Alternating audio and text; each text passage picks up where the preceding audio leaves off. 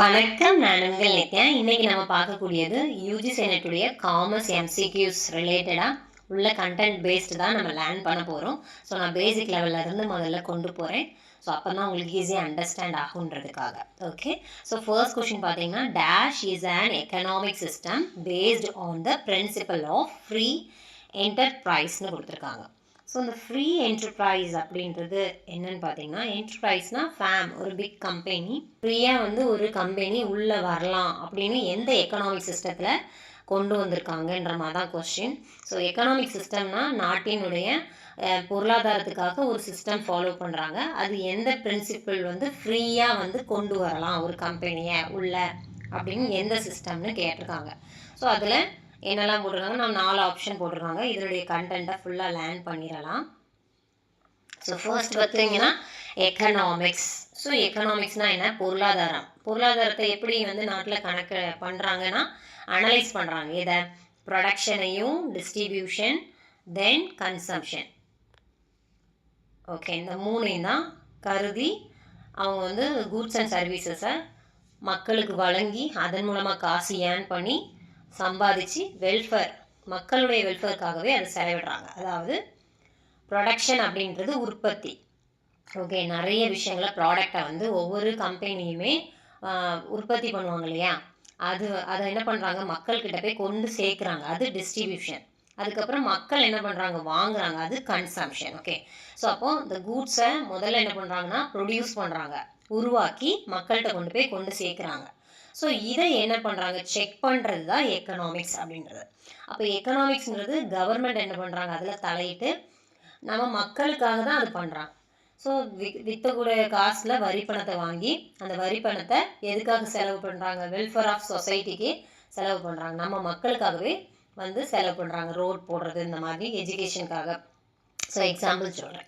So அப்போ economics அப்படின்றது social science, மக்கள் நலனுக்காக பண்ணுறதுனால அதை சோஷியல் சயின்ஸ்னு சொல்கிறாங்க. Okay, that analysing the production, distribution and consumption of goods and services. So it is the social science that analyse means evaluate the production, distributions and consumption of goods and services. Okay, then economic system. So அப்போ எக்கனாமிக்ஸ்னால் பொருளாதாரம், அதில் என்னெல்லாம் வருது, production, distribution, consumption வருது. Economic system அப்படின்றது ஒரு system, ஒரு ரூல்ஸ் அண்ட் ரெகுலேஷன்ஸ் ஃபாலோ பண்ணி ப்ரொடக்ஷன் இப்படி தான் பண்ணணும், டிஸ்ட்ரிபியூஷன் இப்படி தான் பண்ணணும், கன்சம்ஷன் இப்படி தான் பண்ணணுன்ற மாதிரி சிஸ்டம் அரேஞ்ச் பண்ணியிருக்காங்க. And economic system is a mechanism also define as a system or social institution which deals with the production, distribution and consumption of goods and services in a particular society. அப்போ economic system அப்படின்றது compulsory நம்மளுடைய இந்தியாவில் follow பண்ணுறாங்க. So இது ஒரு financial institution. அதாவது so இது என்னென்னா மக்களுக்காகவே ஒரு 3 டைப்ஸ் ஆஃப் எக்கனாமிக் சிஸ்டத்தை ஃபாலோ பண்ணுறாங்க ஒவ்வொரு நாட்டிலையும். ஸோ அதனால் இதை சோஷியல் இன்ஸ்டிடியூஷன் சொல்கிறாங்க. இது ஒரு சிஸ்டம் எல்லா கண்ட்ரிலையுமே ஃபாலோ பண்ணுறாங்க. ப்ரொடக்ஷனுக்கும், டிஸ்ட்ரிபியூஷனுக்கும், கன்சம்ஷன் பண்ணுறதுக்கும், கூட்ஸ் அங்கே அனுப்புறது, இங்கே இம்போர்ட் அண்ட் எக்ஸ்போர்ட் பண்ணுவாங்க நாட்டுகளுக்கு. அப்போ எல்லாமே சோஷியல் வெல்ஃபேருக்காக தான், மக்களுடைய ப்ரியாரிட்டியாக அவங்களுக்குள்ள நல்ல ஒரு பெனிஃபிட் கிடைக்கணும் அப்படின்ற நோக்கத்துக்காக தான். எக்கனாமிக் சிஸ்டம் அப்படின்றது அப்போ பீப்புளுடைய இன்ஸ்டிடியூஷன் தான், அவங்களுக்காக உருவாக்கப்பட்ட இன்ஸ்டிடியூஷன் தான். அண்ட் தேர் ரிலேஷன்ஷிப்பை நல்லா பில்ட் பண்ணுறதுக்காக மக்களுடைய நலன் கருதி தான் இது நடக்குது. அப்போ it address the problem of economics. ஏதாவது ஒரு ப்ராப்ளம், விலை உயர்வு ஏற்பட்டுச்சுன்னா அதை எப்படி கண்ட்ரோல் பண்ணுறது. ஸோ இந்த மாதிரி விஷயங்கள் எல்லாம் ப்ராப்ளத்தை எதுக்கெல்லாம் நம்ம நிதி ஒதுக்கணும், எந்தெந்த ரிசோர்ஸஸ்க்கு யூஸ் பண்ணி நம்மளுடைய நாட்டினுடைய வறுமையை ஒழிக்கிறது, சஸ்டெயினபிள் இல்லாமல் வளர்ச்சி பாதைக்கு கொண்டு போகிறது. ஸோ இந்த மாதிரி விஷயத்தை தான் எக்கனாமிக் சிஸ்டம் நமக்கு வழங்குது. Then types of economic system. இதில் 3 டைப்ஸ் ஆஃப் எக்கனாமிக் சிஸ்டம் இருக்குது. ரீசெண்டாக வேறு ஒரு நேமில் இப்போ இருக்குது. ஸோ அதுவும் நான் உங்களுக்கு அப்டேட் பண்ணியிருக்கேன் இந்த வீடியோவில். அப்போ there are 3 types of economic system. ஒன்று capitalist, then socialist, then mixed. அப்போ capitalist economy, socialist economy, then mixed economy. இந்த மாதிரி 3 டைப்ஸ் ஆஃப் எக்கனாமி இருக்குது.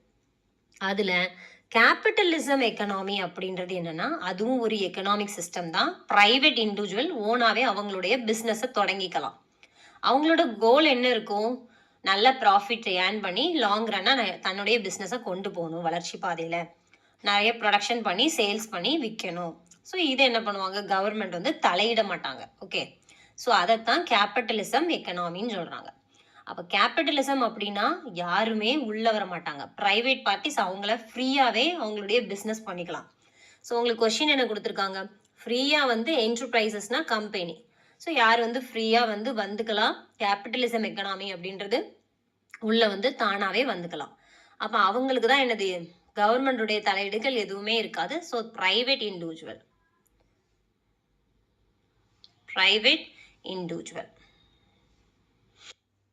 நெக்ஸ்ட் வந்து சோஷியலிஸ்ட் எக்கனாமி அப்படின்னா என்னன்னா, இதுவும் ஒரு சிஸ்டம் தான், எக்கனாமிக் சிஸ்டத்தில் ஒன்று தான்.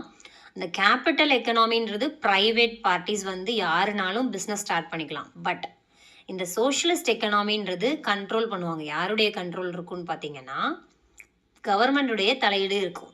அப்போ ஃபேக்டர் ஆஃப் ப்ரொடக்ஷன் வந்து land, natural resource, capital goods இதெல்லாம் என்ன பண்ணுவாங்கன்னா கவர்மெண்ட் டேக் ஓவர் பண்ணிக்குவாங்க. இப்போ எக்ஸாம்பிள் கவர்மெண்ட் பேங்க்கு இந்த மாதிரியெல்லாம் ஹேண்டில் பண்ணுறது. ஓகே, ஸோ அவங்களே என்ன பண்ணுவாங்க, ரோட் போடுறது, ஸோ நிறைய விஷயங்கள் வந்து அவங்க தலையிடுவாங்க. அப்போ சோஷியலிஸ்ட் எக்கனாமின்றது ஒரு எக்கனாமிக் சிஸ்டம் தான், where the factor of production land, labour, then வந்து natural resource or capital goods வந்து என்ன பண்ணுவாங்கன்னா under the control of the government கையில் இருக்கும். ஸோ எக்ஸாம்பிள் என்ன சொன்னேன், ரோட் போடுறது, பேங்க்கு, ஹாஸ்பிட்டல், ஸோ இந்த மாதிரி உள்ளது. ஓகே, தென் நெக்ஸ்ட் பார்த்திங்கன்னா இதுக்கு நியூ நேம் இருக்குது, அதை பார்த்துருவோம். ஸோ இதில் வந்து டிஃப்ரெண்ட் நேம்ஸ் இருக்குது. ஸோ இதில் வந்து இந்த சோஷியலிஸ்ட் எக்கனாமிக்கு இன்னொரு நேம் என்ன, கமாண்ட் எக்கனாமின்னு இன்னொரு நேம் இருக்குது. மார்க்கெட் எக்கனாமி அப்படின்றது என்னென்னா கேபிட்டலிஸ்ட் எக்கனாமி. கேபிட்டலிசம் எக்கனாமினாலும் சேம் கான்செப்ட் தான், சோஷியலிசம் எக்கனாமினாலும் சேம் கான்செப்ட் தான். அப்போ மிக்சட் அப்படின்ற போது ரெண்டும் சேர்த்து. ஓகே, ஸோ கேபிட்டலிசமும் இருக்கும், சோஷியலிசமும் இருக்கும். ஸோ உங்களுக்கு வந்திருக்கிறது இந்த பிபிடிலேருந்து தான் வந்திருக்கு. ஸோ அப்போ மார்க்கெட் எக்கனாமி அப்படின்றது கேபிட்டலிஸ்ட் எக்கனாமி. என்னென்னா ப்ரைவேட் செக்டார்ஸ், அது ஒரு ஓனர், யாருனாலும் ஒரு இண்டிவிஜுவல் பர்சன் ஸ்டார்ட் பண்ணலாம் அவங்களுடைய பிஸ்னஸை, ஃப்ரீடமாக ஸ்டார்ட் பண்ணலாம் அவங்களுடைய பிஸ்னஸ், சப்ளையும் டிமாண்டும் அவங்களே பார்த்துக்குவாங்க. பட் கமாண்ட் எக்கனாமியில் கவர்மெண்ட் தான் owner, then government rules and regulations இருக்கும், கண்ட்ரோல் பண்ணுறதும் யார் தான், கவர்மெண்ட் தான். இந்த ரெண்டும் சேர்த்தது தான் மிக்சட் எக்கனாமின்னு சொல்கிறாங்க. ஓகே, அப்போ மிக்சட் எக்கனாமினா என்னென்னா ப்ரொடக்ஷனும் ரெகுலேஷனும் யார் கையில் இருக்கும், ப்ரைவேட்டும் இருப்பாங்க, கவர்மெண்ட்டும் பார்ட்டிசிபேட் பண்ணுவாங்க. தென் மிக்சட் எக்கனாமி அப்படின்றது, மிக்சட் எக்கனாமி இது ஒரு சிஸ்டம். எப்படி இருக்குன்னா கமாண்ட் மார்க்கெட்டையும் economic system, okay, market economic சிஸ்டமும் சேர்ந்துருக்கும், கமாண்டும் மார்க்கெட்டும் சேர்ந்துருக்கும், மிக்சட் எக்கனாமிக் சிஸ்டம். இதை இன்னொரு நேம் சொல்கிறாங்க, என்ன நேம் சொல்கிறாங்க, டியூவல் எக்கனாமிக் சிஸ்டம். ஓகே, இதுக்கு இன்னொரு பேர் dual economic system. Then there is no significance method to determine a mixed system. The word represent a market system beneath the strict administrative control in certain section of the economy. அப்போ இதில் வந்து என்னென்னா market system வந்து ரொம்ப ஸ்ட்ரிக்டாக வந்து follow பண்ணுவாங்களாம். அப்போ மிக்சட் எக்கனாமின்றது ரெண்டுமே சேர்த்து. உங்களுக்கு வந்து வந்திருக்க கொஸ்டின் எதில் இருந்து வந்திருக்குன்னு பார்த்தீங்கன்னா, ஸோ இதான் கொஸ்டினில் ஆன்சர் என்ன, capitalism is the right one. Okay, next question போகலாம். Next question, which of the following is not the objective of competition act 2002. Okay, competition act 2002 அப்படின்றது என்னன்னு பார்த்தீங்கன்னா, இதனுடைய மெயின் எய்ம் என்ன, காம்படிஷன் ஆக்ட் 2002 வந்து நாட்டில் வந்து கொண்டு வந்திருக்காங்க, அது என்னது, என்ன பர்பஸ்க்காக. ஸோ இது ஆல்ரெடி வந்து ஒரு பழைய ஆக்ட் இருக்குது. ஆக்ட்னா என்ன, ஒரு rules and regulations compulsory follow பண்ணி தான் பண்ணணும் அப்படின்னு கொண்டு வர்றது. ஸோ இந்த காம்படிஷன் ஆக்ட் 2002 வந்து நியூவாக அப்டேட் பண்ணியிருக்காங்க. ஸோ ஏற்கனவே ஒரு பிளான் இருந்திருக்கு, எம்ஆர்டிபி ஆக்ட் அப்படின்றத கொண்டு வந்திருக்காங்க. ஸோ 1969 இருந்த பிளானை அப்படியே மாற்றிருக்காங்க, அந்த ஆக்டை மாற்றி காம்படிஷன் ஆக்ட் 2002 கொண்டு வந்திருக்காங்க. அப்போ அது நியூவாக என்ன பண்ணியிருக்காங்க, எப்போ கொண்டு வந்திருக்காங்கன்னா 10th September 2007 பார்லிமெண்ட்டில் கொண்டு வந்திருக்காங்க. ஓகே, ஸோ இது வந்து எதுக்காகன்னு பார்த்தீங்கன்னா, இந்த காம்படிஷன் ஆக்டுடைய மெயின் என்ன கோல் என்னன்னா, உள்நாடும் வெளிநாடு பிஸ்னஸ் வந்து கொஞ்சம் நல்லா நடக்கணும் அப்படின்றதுக்காக தான் இந்த திட்டம் கொண்டு வந்திருக்காங்க.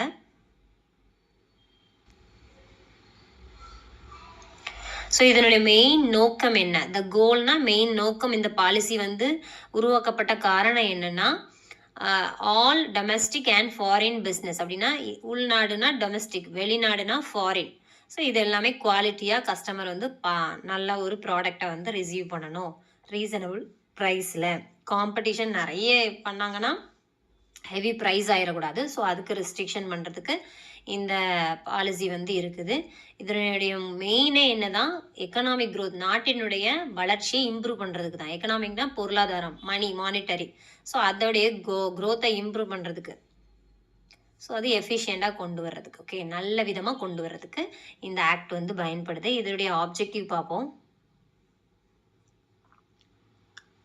ஸோ இதான் ஆப்ஜெக்டிவ்ஸ். இதுதான் உங்களுக்கு கொஸ்டினாக கேட்டிருக்காங்க. இதில் ஒன்று நமக்கு அங்கே கொடுக்கல, மற்ற 4 கொடுத்துருக்காங்க. ஸோ இதை கம்பல்சரி படித்து எழுதி பாருங்கள். இது ரிலேட்டடாக வந்தால் நீங்கள் ஸ்பீடாக கொஞ்சம் அடிக்கலாம் எழுதி பார்க்கும்போது, ஓகே. ஸோ ஆப்ஜெக்டிவ்ஸ் அப்படின்றது இது எல்லாம் தான். ஸோ இதில் உங்களுக்கு மிஸ் ஆன கண்டென்ட் மட்டும் தான், நாட் தான் போட்டு கேட்டிருக்காங்க.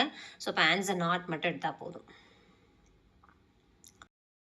ஆன்சர் வந்து உங்களுக்கு செகண்ட் ஒன் வந்து ரைட்டான ஆன்சர். நெக்ஸ்ட் கொஷின் போகலாம். நெக்ஸ்ட் கொஷின் பாருங்க. Which one is not the main objectives of fiscal policy in India? இது கொஞ்சம் உங்களுக்கு ஈஸி தான், பட் இந்த மாதிரி கான்செப்ட் போகும்போது உங்களுக்கு அந்த கண்டென்ட் ஸ்ட்ராங் ஆகும். ஸோ அதனால தான் நான் இந்த மாதிரிலாம் எடுத்திருக்கேன். உங்களுக்கு பெரிய கொஷின்ஸ் வந்தாலுமே சால்வ் பண்ண முடியும். ஸோ ஏன்னா 5 இயர்ஸ் இதில் எக்ஸ்பீரியன்ஸ் எனக்கு இருக்கிறதுனால ஸோ இது வந்து உங்களுக்கு கம்பல்சரியாக இந்த கண்டென்ட் எல்லாம் லேர்ன் பண்ணும்போது ஸ்ட்ராங்காகவே இந்த யூனிட்டில் நீங்கள் ஸ்ட்ராங் ஆகிடலாம், ஓகே. ஸோ இது ஆல்ரெடி உங்களுக்கு ஆன்சர் தெரிஞ்சிருந்தாலும் நான் கொஞ்சம் போன வீடியோவில் உள்ள ரிவிஷனும் லைட்டாக வச்சுருக்கேன். ஸோ ஃபிஸ்கல் பாலிசி அப்படின்றது என்னென்னா, இது கவர்மெண்ட் ரிலேட்டடாக இன்கமும் செலவுக்கும் உள்ள பாலிசி தான் என்னது ஃபிஸ்கல் பாலிசி அப்படின்றது. அது என்னது? ஸோ பாலிசின்றது திட்டம் இல்லையா, ஒரு ரூல்ஸ் அண்ட் ரெகுலேஷன்ஸ் போட்டு வச்சுருக்காங்க, அதுபடி போவாங்க, க்ரியேட் பண்ணி வச்சுருக்குது. அப்போ கவர்மெண்ட்டுடைய வருமானத்துக்கும் செலவுக்கும் தான் இந்த இதை யூஸ் பண்ணுறாங்க, ஓகே. ஸோ அப்போ இது வந்து வளர்ந்து வர்ற நாடுகளுக்கும் சரி, வளர்ந்துட்டு இருக்க நாடுகளுக்கும் சரி, ஸோ இது ரொம்ப ஹெல்ப்ஃபுல்லாக இருக்குது இந்த திட்டம், ஓகே. ஸோ இதில் வந்து டைப்ஸ் வந்து 4 இருக்குது. இதுதான் நான் வந்து போன வீடியோவில் ஆட் பண்ணியிருந்தேன். பார்க்காதவங்க பிளேலிஸ்ட்டில் பாருங்கள், okay. So expenditure policy, taxation policy, public டெப்ட் பாலிசி, தென் வந்து டெஃபிசிட் ஃபினான்சிங். இந்த எக்ஸ்பெண்டிச்சர்னா செலவுன்னு அர்த்தம். அப்போ இன்கம்னா வருமானம்னு அர்த்தம். அப்போ கவர்மெண்ட்டுடைய இன்கத்துக்கும் வருமானத்துக்கும் செலவுக்கும் போடக்கூடிய திட்டம் தான் என்னது இந்த திட்டம். அப்போ எக்ஸ்பெண்டிச்சர், தென் டேக்ஸு. டேக்ஸ் வந்து இப்போ நிறைய பேர் கெட்டுவாங்க. 5 லட்சம் ரூபாய்க்கு மேலே இருந்ததுன்னா கம்பல்சரி பர்சன்ஸ் வந்து கெட்டணும். இல்லைன்னா கூட நமக்கு நோ டேக்ஸ், பட் அதுவும் நம்ம வந்து கெட்டிகிட்டு இருந்தோம், ரினியூ பண்ணிகிட்டு இருந்தோம்னா நமக்கு நிறைய பெனிஃபிட்ஸ் இருக்குது அதில். அப்போ டாக்ஸேஷன், தென் வந்து எக்ஸ்பெண்டிச்சர்னா செலவுக்காக போடக்கூடிய திட்டம்.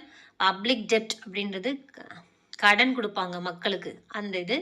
அப்புறம் டெஃபிசிட்னா நமக்கு வந்து ஏதாவது ஒன்று பற்றாக்குறை ஏற்பட்டுறது நிதி நாட்டுக்கு, ஸோ அது ரிலேட்டடாகவும் இந்த பிளான் வந்து நமக்கு ஹெல்ப் பண்ணுது, ஓகே. இந்த அதிகமாக ஆச்சு குறையாச்சு அப்படின்னாலுமே இந்த கவர்மெண்ட் என்ன பண்ணுவாங்க, அதை வந்து ரெக்டிஃபை பண்ணுவாங்க. இப்போ கவர்மெண்ட்டுடைய பொறுப்பு என்ன, ஃபுல் எம்ப்ளாய்மெண்ட் கொடுக்கணும், அப்போ தான் வறுமை இல்லாமல் ஒரு நாடு இருக்கும்.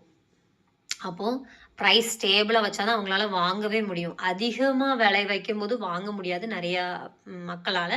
ஸோ அதனால் அதெல்லாம் டேலி பண்ணுறதுக்கு, கரெக்டாக கொண்டு போகிறதுக்கு இந்த மாதிரி திட்டங்கள்லாம் வச்சுருக்காங்க. அப்போ ரீசனபிள் ரேட்டில் எக்கனாமிக் க்ரோத்தை கொண்டு வரதுக்காக இந்த திட்டங்கள்லாம் போடப்பட்டிருக்கு. அப்போது இந்த பாலிசி அப்படின்றது 2 திட்டங்கள், கவர்மெண்டுடைய ஸ்பெண்டிங் செலவுக்கும் வரக்கூடிய இன்கம் கலெக்ஷனுக்கும் இந்த திட்டங்கள் போட்டு வச்சுருக்காங்க. இதனுடைய மெயின் நோக்கம் என்ன, இது இதான் உங்களுக்கு question, okay. To reduce poverty and unemployment, வறுமையை ஒழிக்கணும், எல்லாருக்குமே வேலை வாய்ப்பு கிடைக்கணும், வேலை இல்லாமல் யாரும் இருக்கக்கூடாது, அதை கம்மி பண்ணுறதுக்கு. மக்களுடைய எல்லா எக்கனாமிக் க்ரோத் வந்து நல்லா இருக்கணும்.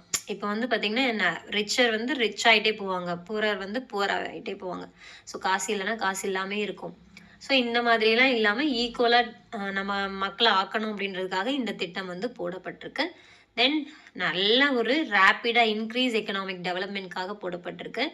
கேபிட்டல் ஃபார்மேஷன், கண்ட்ரிக்கு ஒரு நல்ல ஒரு ஃபார்மேஷன் கொடுக்கறதுக்கு இந்த திட்டம் போட்டிருக்குது. கண்ட்ரோல் ஆன் இன்ஃப்ளெக்ஷன்னா இப்போ சுகரோட ரேட்டு கூடிக்கிட்டே போச்சுன்னா யாராலையும் வாங்க முடியாது. ஸோ அதை கண்ட்ரோல் பண்ணுறதுக்கு. தென் பேலன்ஸ்ட் எக்கனாமிக் டெவலப்மெண்ட். ஸோ ரொம்ப இன்ஃப்ளெக்ஷனும் ஆயிடக்கூடாது, டிஃப்ளெக்ஷனும் ஆயிடக்கூடாது. ஸோ அந்த மாதிரி பேலன்ஸ் பண்ணுறதுக்கு, இம்போர்ட் அண்ட் எக்ஸ்போர்ட்டை பேலன்ஸ் பண்ணுறதுக்கு, ஸோ ஸ்டேபிளாக எக்கனாமியை ஸ்டேபிளாக வச்சுக்கிறதுக்கு, ப்ராப்பராக எந்தெந்த இடத்துல காசை கொண்டு ஒதுக்கணும் ஸ்டேபிளாக ரிசோர்ஸஸ்க்கு. ஸோ இதுக்கெல்லாம் இந்த திட்டங்கள் வந்து போடப்பட்டிருக்கு. ஓகே, ஸோ இப்போ ஆன்சர் பார்க்கலாம்.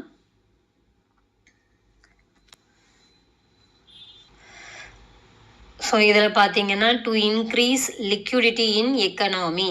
ஸோ அது வரல நமக்கு பார்த்ததுக்கு. எம்ப்ளாய்மெண்ட் ஆப்பர்ச்சுனிட்டியை ப்ரமோட் பண்ணுறாங்க. Inequality of income and wealth. மக்களுடைய நலனுக்காக எக்கனாமிக் க்ரோத்தை இம்ப்ரூவ் பண்ணுறதுக்கு எல்லாருக்குமே ஈக்குவலாக இன்கம் அண்ட் வெல்த் கிடைக்கணுன்றதுக்காக ப்ரைஸ் ஸ்டேபிளாக வைக்கணும் அப்படின்றதுக்காக. ஓகே, அப்போது லிக்விடிட்டினா அசட்டுன்னு அர்த்தம். ஓகே, ஸோ அப்போ ஏ வந்து உங்களுக்கு ரைட்டான ஆன்சர். கொஸ்டின் என்ன கேட்டிருக்காங்க? நாட்டுன்னு கேட்டிருக்காங்க. ஸோ ஏ வந்து ரைட்டான ஆன்சர். நெக்ஸ்ட் கொஸ்டின் போகலாம்.